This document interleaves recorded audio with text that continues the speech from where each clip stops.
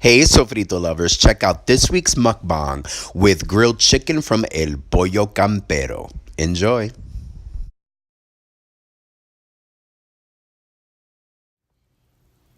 Hey, Sofrito Lovers, this is Ben Ramos bringing you this week's mukbang again from my palatial home in the northwest Bronx, the Boogie Down Bronx, the home of salsa and R&B and hip hop, and I'm not too sure about the R&B part. I just threw that in. I am exhausted. I am tired. I may ramble. I may speak in tongues. I have no idea. It's been a very long day. We are in the middle of summer camp registration at work, and a lot of stress, a lot of insanity. I am tired. Mi gente, I am bringing you some Pollo Campero. Pollo Campero apparently is this chain of South American slash Peruvian chicken spots. This place is on Fordham Road, has been open for a couple of years. I've never seen a Pollo Campero anywhere else. I don't know anything about the chain, to be honest with you. This is the box that the chicken came in. Pollo Campero. Look at this, look at this, look at this. Pollo Campero. Have you ever seen this before? It's in the Bronx. It's on Fordham Road. Never seen another Pollo Campero, but I've been told it's good food, and this is going to be as much a taste test as a tasting video as it is a mukbang. I have some grilled chicken legs, muslo de pollo, a corn salad, and fried yuca. Mira, fried yuca. This is the mulito de pollo. Look, I love muslos. I love drumsticks. This is the corn salad. It apparently has feta cheese. I don't know. I don't know about that. I'm not a big feta fan. And like a rice pilaf type of arroz con maíz, like rice, and there's this sauce that apparently you're supposed to dip the chicken in. I've been tasting the sauce, and it's kind of sweet, kind of spicy, kind of smoky, but I feel like the base is mayonnaise, and mayonnaise is just the most disgusting condiment on the planet. So I don't know if I'm going to be dipping my chicken in it. I've been talking too much. Buen provecho. Mira este muslo. You can either get the nice grilled chicken. Flavorful. Really good, really flavorful. You can get it grilled or fried. I wanted it grilled. I'm gonna put some limoncito verde on it. Some nice, refreshing, acidic green lemon.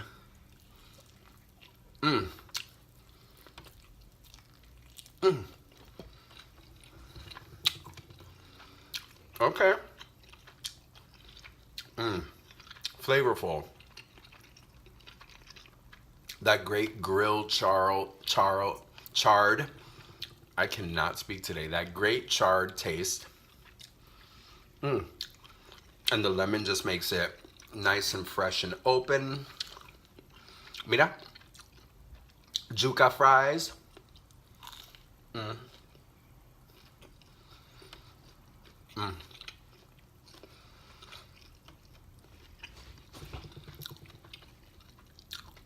Delicious. These yuca fries are nice and soft. They're probably a little soggy. This is from DoorDash. I had it delivered from Fordham. Fordham is just like one train stop away from me in New York. Mira. Yuca fries, you get some yuca, you cut it up, you fry it. People sleep on yuca fries. They act like potato fries and sweet potato fries are the only, like the best, but yuca fries are awesome. I'm gonna dip them in this thing that I just said may have mayo and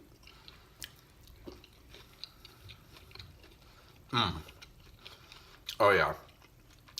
I taste that mayo base. Bye-bye. Ugh. Not a mayo fan at all. Okay, folks. Let's try this rice. Mira, mira, mira. Mira, look at this rice.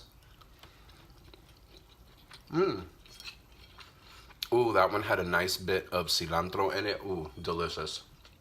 Mmm. Tastes like your simple parboiled rice with like roasted corn in it. A little bit of cilantro. I've seen like little strips of bell pepper. Red bell pepper, green bell pepper. Of course, I'm dropping food. Typical. Really good. I want to taste this corn salad. And it's got feta cheese in it. Not a feta fan, but vamos a ver. Ooh. Ooh.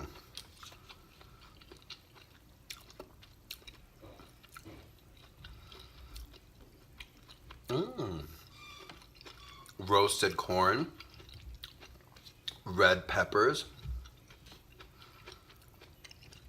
little pumpkin seeds, cilantro, and a nice tangy little dressing. All right, Pollo Campero. The chicken is good. The rice is good. The corn salad is good. The yuca fries are good. Okay. I am down for Pollo Campero. I'm going to be ordering some more food from there.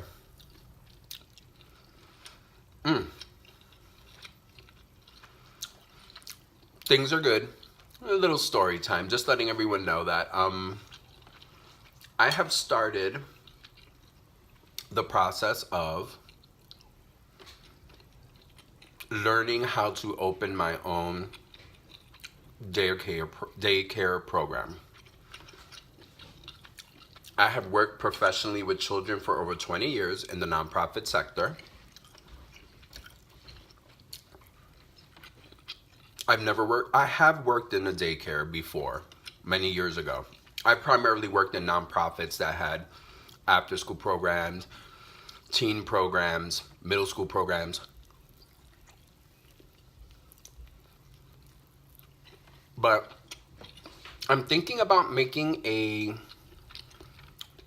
transition into the entrepreneurial business world of childcare with a family daycare system.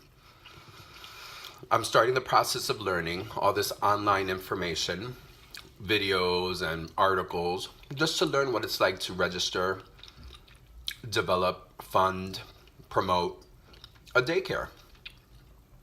I've never owned anything. I grew up in a family with a family business. My father was a bodeguero.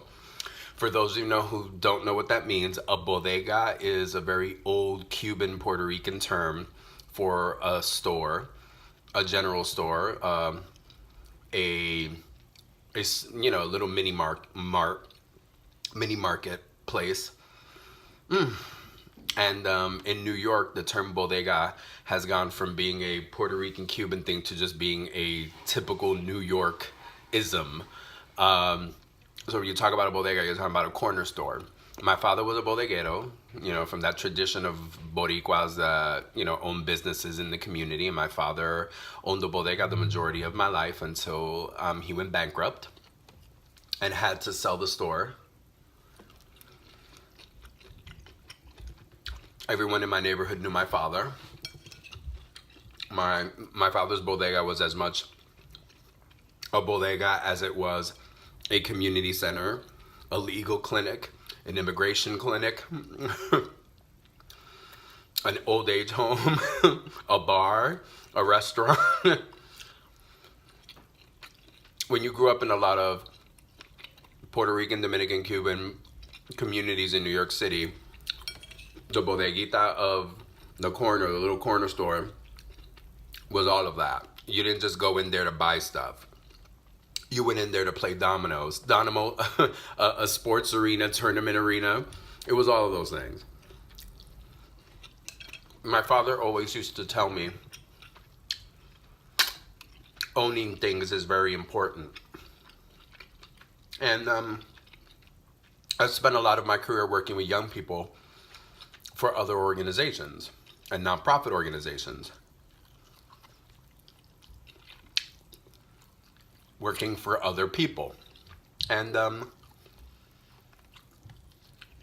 I think now at the ripe old age of 30, I'm planning on maybe opening up my own daycare and owning a business and being a part of a for-profit venture. Maybe about a 3-year timeline. I want to go back to school, get certain credentials, study business. But I am learning a lot at the level that I'm at right now, watching certain videos and reading certain articles, and being focused on the preparatory stuff. So it's kind of interesting, a new venture. Like I've always said, it gets greater later, and a little bit more. Oh God, I squeezed all the life out of this. Otro mulo, another chicken leg. I love these drumsticks. Oh, I put a lot of lemon, and that was such a good idea. Oh, este pollito, grilled to perfection. I love the char taste and the char marks. Oh. So yeah, people, starting a new venture, studying, keeping myself open to the possibility of learning and figuring out whether I like it or not.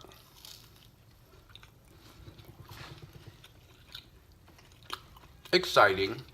I'm one of those people, I've taken online classes before. I've gone to universities and their continuing education departments and taken classes. Took a whole summer of learning how to be a paralegal because I was interested in making a transition into that. And I realized how difficult that was. And when I got a promotion, I kind of went like, well, good to have the knowledge.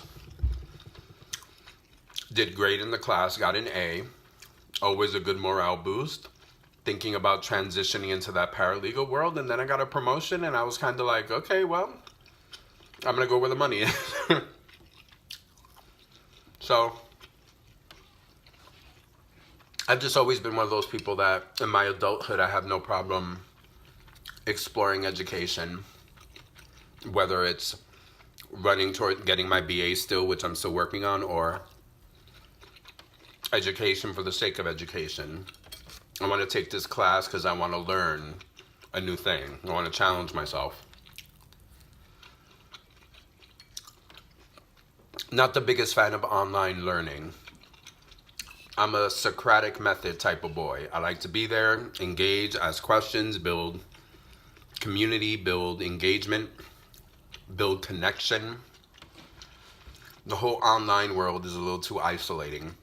I've done fine. I just recently took an online course on a good refresher of how to start my own nonprofit. Took my final exam. It was supposed to be open book. Didn't crack the book open at all. And still got like an 88.9, blah, blah, blah. Crushed it. Had I opened the book, it probably would have been 100. I did a whole bunch of quizzes along the way. Smashing it. I'm a good student. I'm a nerd. I like to learn, I like to read, and I like to get good grades. That was very much instilled in me as a child. Get good grades, get good grades. When I would get an all A's on my report card in elementary and middle school, my father would tape the report card to the cash register so that everyone could see it. You know how there's that American thing of like, take it and tape it on the refrigerator? Well, the Boricua version, the Boricua bodeguero kid version was he would hold my report card, either tape it to the front of the cash registers so anyone who bought anything or knew me could see it, or he would have it handy right next to the cash register and just, this is how my son did. At the time, I thought it was so embarrassing and nobody's business. But, in hindsight, that was my father's way of saying, I'm proud of you. He didn't say he was proud of me, but he showed me.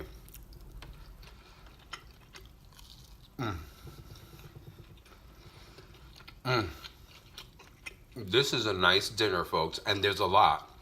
This was like the 4-piece chicken meal. I mean, it's these 2 muslos and I think 2 breasts, which I think you guys know already with the way I eat. This is gonna, half of this is for tonight and the other half is probably gonna be my lunch tomorrow. Maybe one of the I may eat one of the chicken breasts off camera. I'm surprised about how much I like this corn salad. I mean, it is chock full of feta cheese and I'm not mad at it. And I love that it has those pumpkin seeds. Just an extra interesting layer of flavor that's kind of earthy and nutty. And great textural addition too, because you know the corn, well, it's grilled but it's still soft. Cilantro soft. Cheese soft. The peppers soft, but the semillas give it a nice little crunch. So started watching my videos this week on the whole process about learning about family daycares, group daycares, school age, programming. Looking at videos, reading a couple of things online. Kind of cool. Like I said, I've never been a part of a for-profit venture before.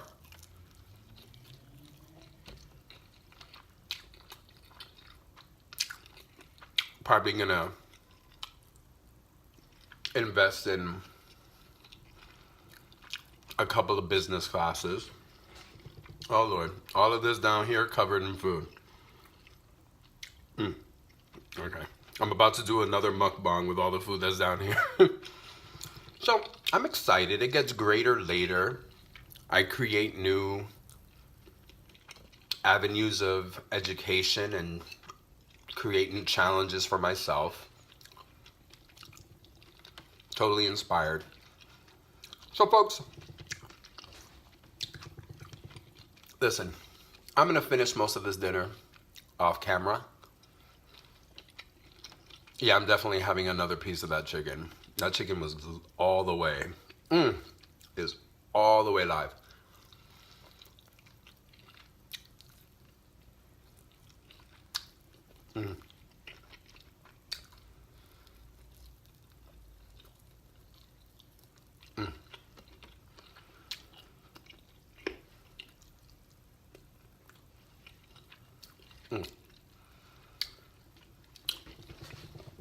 Like I said in a video that I made about my partner and how he's inspired me. I'm gonna go see my partner this weekend in Connecticut, by the way. Kind of excited. Haven't left the city in a while. Any opportunity to leave the city and go a few hours away is more than welcome. Like I said in that video where I was talking about David and how he inspires me, you have to stimulate yourself. You have to challenge yourself. You have to look for new avenues of inspiration and education. I don't understand why we have this weird culture that kind of insists that once we're done with school, we're done with learning. We don't. There's so many great opportunities out there. Universities have continuing education programs, community-based learning programs where you can learn how to do a whole bunch of things. I take full advantage. I'm in New York City, whole bunch of city universities of New York, CUNYs all over the place that have great departments. Take a photography class, a culinary class. Learn how to start your own nonprofit. Learn how to be a paralegal. Basket weaving, poetry writing, blah, blah, blah. For you athletes, they have all these different, how to play this, how to play that. Great opportunities. And a lot of our folks just don't make the time for it. And I think you can. And I am. It gets greater later, folks. It gets greater later. And that whole you can't teach a new old dog new tricks is a bunch of bullshit. That only happens if you believe it. I know, because when I was in that paralegal course, whole bunch of people there that were over 50. interested in learning how to become paralegals or interested in learning about the legal process. I thought it was so cool. The teacher the first day asked us, how many of you here might be doing this to change careers or go into it? Half of us raised a hand. The other half were people who were like, I'm just interested in learning this. I thought it was so fierce. Okay, folks. If you like this rambling video with grilled chicken, like, share, subscribe, click the notification bell, become a part of the Sofrito Lovers family online. Follow me on my blog, sofritoinmysoul.blogspot.com. Follow me on all my social media, Sofrito in My Soul on Facebook, Instagram, and Twitter. Sofrito Lovers, if you're ever in the Bronx or near El Pollo Campero and Fordham, go in there. These sides and this chicken was amazing. Go out there, go taste for yourself, have a whole bunch of culinary adventures. I'm going to be in Connecticut this weekend with my beautiful, beautiful bear, David, and a couple of restaurants out there. You may actually see a couple of videos of me in Connecticut tasting some food. Vamos a ver. Okay, buen provecho. Go taste for yourself. Mucho amor.